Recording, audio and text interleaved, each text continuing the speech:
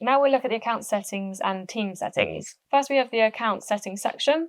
This area is used to manage your personal account and profile settings. To access it, select your account icon in the top right-hand corner. From here, you can update your personal information, including your name, your phone number, and your email address. In here, you can customize how information is displayed throughout the platform. For example, you can select your preferred language, your date and time, and your temperature settings. These settings are specific to your individual account and can be personalized to suit you.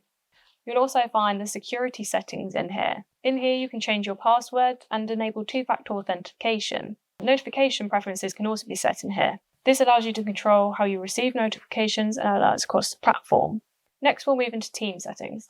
The team settings section is only visible to users with administrative permissions.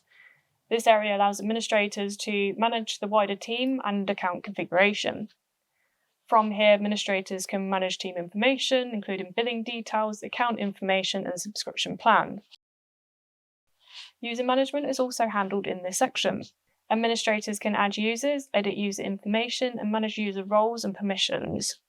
The platform includes both standard system roles and custom roles, allowing more detailed control over what different users can access. Team-wide notification settings can also be configured in here. And another important section is in configuration profiles.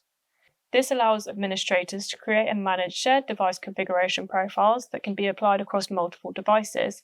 You can also see which devices are linked to each profile. The team settings section also includes an audit log. The audit log provides recorded activity across the account, helping users track changes and maintain compliance records.